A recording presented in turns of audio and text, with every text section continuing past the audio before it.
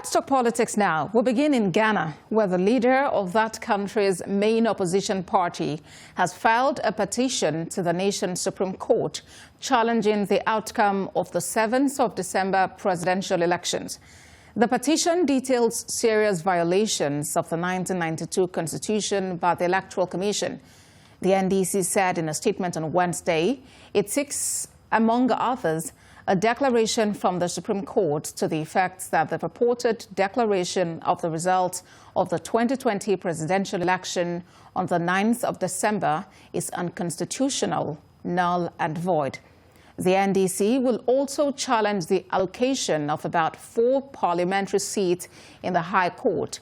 The elections ended in a hung parliament, with the ruling New Patriotic Party, NPP, and the NDC each winning 137 seats, while one went to an independent candidate.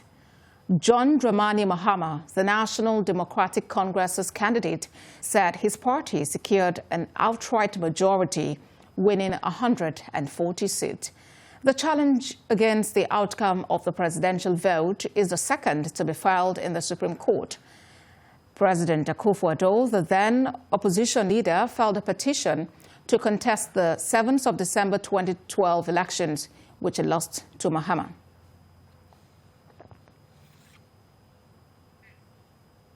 Well, joining us live via phone is an international affairs analyst, Professor Bola Akintayo. Prof, thank you for joining us on TVC News at 10. Well, former President Mahama is heading to, not just heading, he's headed to the Supreme Court now. And it's the second time that's happening in a presidential election in Ghana. And it's actually happening between the same players. What is the reaction? Well, there is the time to win, and there's always the time to lose. In 2012, John Mahama didn't win. But most likely this time, the luck will be his. Why? For various reasons. If you take a look at the content of the complaint, he is trying to say that there is actually no candidate that can be said to have actually won the majority.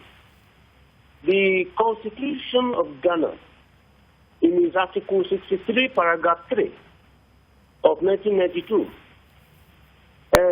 requires that a minimum of 50% plus at least one will be required for anyone to be declared president-elect.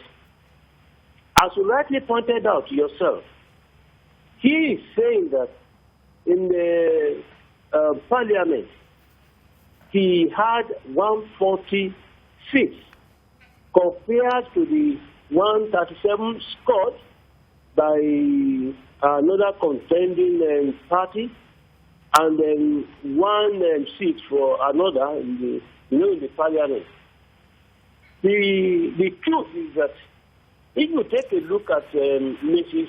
John Adukwe's Mensa, who is the Electoral Commission boss, at least 4 times they changed the election results, claiming there were mathematical miscalculations. This already is source for worry.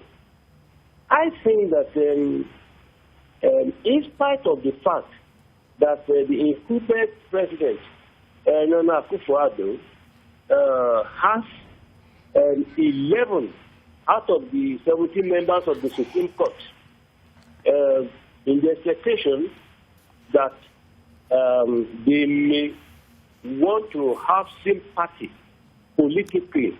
All right, Prof. And to the better. Well, as it stands, Prof, the swearing-in of a new president should come up on the 7th of January, not just the president, but also the parliament. And we know that the court has 42 working days from when hearings begin to issue its decision. How do you see this decision come forth before January the 7th, which is just less than 10 days away for all of this to be resolved? That is the beauty of seeking court intervention. For as long as the matter remains unresolved at the judicial level, it will be very difficult to want to forge ahead without having a court final determination of the matter. You see, by going to court, I think we should ask ourselves, why did John Mahama, his party, the NDC, wait until the last day of the 21-day window given by law, allowed by law, to file in a case? It's for strategic purpose. So in this case, I think that as much as we are very correct by recalling the little time given, the court is now seized with the matter.